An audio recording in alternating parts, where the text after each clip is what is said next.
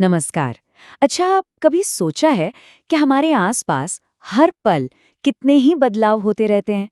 ऐसे बदलाव जो हमारी नजरों के सामने होते हैं पर हम उन्हें नोटिस नहीं करते। आज हम इन्हीं छुपे हुए बदलाव के पीछे की साइंस को समझने वाले हैं। जी, हम सुलझाएंगे केमिकल रिएक्शंस की पहेली को। तो शुरू करें। चलिए, एक सवाल से शुरू करते हैं। दूध का फटना, लोहे की कील पर जंग लगना और हमारा सांस लेना, इन तीनों में क्या कॉमन है? सुनने में तो तीनों एकदम अलग अलग चीजें लगती हैं, है ना? एक किचन में हो रहा है, एक घर के बाहर और एक तो हमारे शरीर के अंदर ही। तो फिर इनमें क्या एक जैसा हो सकता है? और इसका जवाब है, ये सब के सब केमिकल रिएक्शंस हैं। जी हाँ, एक ऐसी प्रक्रिया जो इन एकदम अलग-अलग दिखने वाली घटनाओं को एक साथ जोड़ती है। एक ऐसा प्रोसेस जिसमें कोई चीज पूरी तरह से बदलकर कुछ नया ही बन जाती है। तो आज के इस सफर में हम क्या-क्या देखने वाले हैं? हम देखेंगे कि इन बदलावों को पहचानते कैसे हैं, फिर इन्हें साइंटिस्ट की भाषा में लिखते कैसे हैं। हाँ, इक्वेशंस को बैलेंस करना भी सीखेंगे और कुछ मेन टाइप के रिएक्शंस को भी जानेंगे। तो चलिए एक-एक करके सब समझते हैं। तो सबसे पहला सवाल तो यही उठता है, आखिर पता कैसे चले कि कोई केमिकल रिएक्शन हुआ भी है या नहीं? इसके कुछ पक्के संकेत होते हैं, कुछ क्लूज होते हैं जिन्हें हम पहचानना सीखेंगे। ये है वो 4 मेन क्लूज। अगर किसी प्रोसेस में सब्सटेंस की स्टेट बदल जाए, मतलब सॉलिड से लिक्विड या गैस बन जाए, या उसका रंग बदल जाए, या उसमें से कोई गैस निकलने लगे, या फिर अचानक वो ठंडा या गर्म हो जाए, तो समझ लीजिए वहाँ एक केमिकल रिएक्शन हो रहा है। ये एक बहुत ही बढ़िया एग्जाम्पल है। जब मैग्नीशियम रिबन जलता है तो वो जो तेज सफेद रोशनी निकलती है, वो है टेम्परेचर में बदलाव, और वो रिबन से सफेद पाउडर में बदल जाता है। ये हो गया स्टेट और कलर में बदलाव। ये सारे संकेत चीख चीख कर बता रहे हैं कि यहाँ एक केमिकल रिएक्शन हुआ है। ठीक है, तो अब हम रिएक्शन को पहचान तो सकते हैं।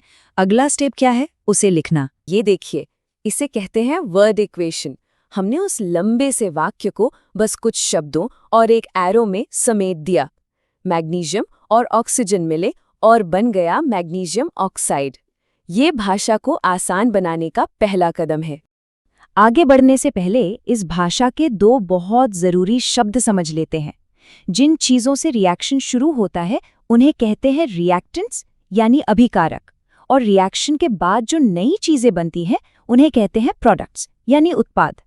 रिएक्टेंट्स हमेशा लेफ्ट में लिखे जाते हैं, प्रोडक्ट्स हमेशा राइट में, और बीच का एरो दिखाता है कि बदलाव किस दिशा में हो रहा है।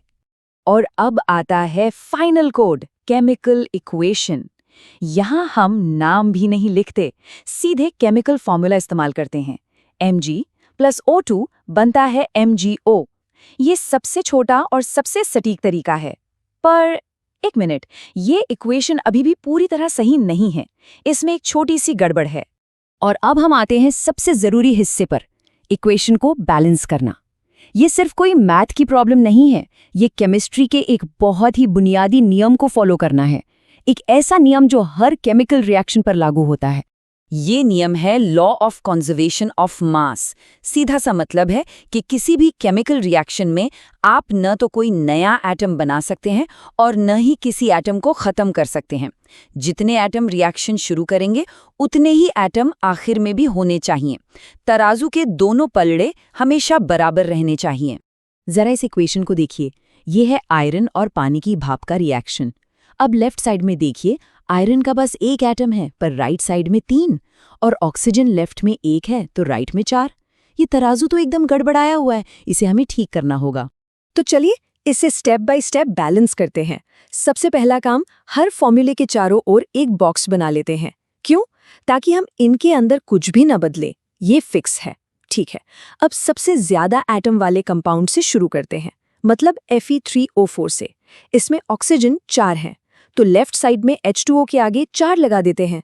ऑक्सीजन तो बैलेंस हो गए, लेकिन अब हाइड्रोजन हो गए 4 × 2 यानी 8।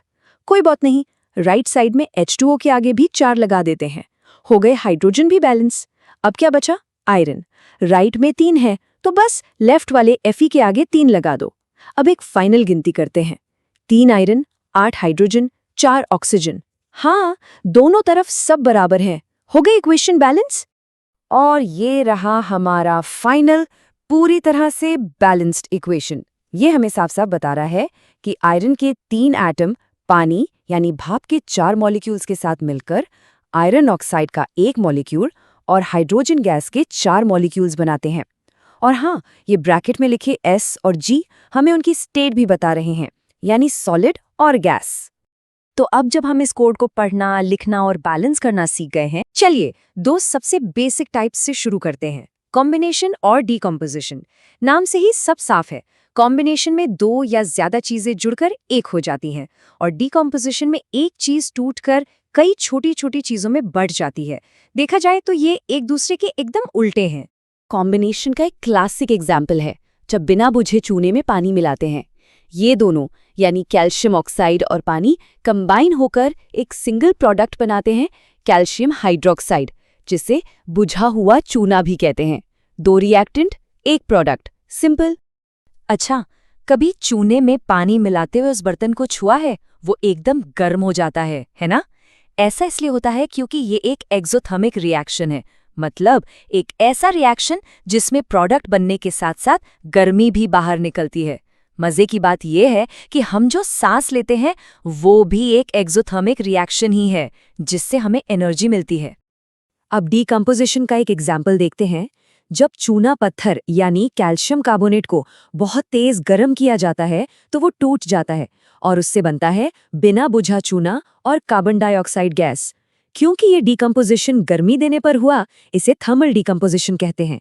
सीमेंट इंडस्ट्री में ये एक बहुत ही जरूरी प्रोसेस है। तो हमने इस कोड के बेसिक्स को समझ लिया है, पर इसका असल मतलब क्या है, इसकी बड़ी पिक्चर क्या है? चलिए अब उस पर बात करते हैं। सबसे जरूरी बात यह है कि केमिकल इक्वेशंस सिर्फ लैब या किताबों की चीज नहीं है।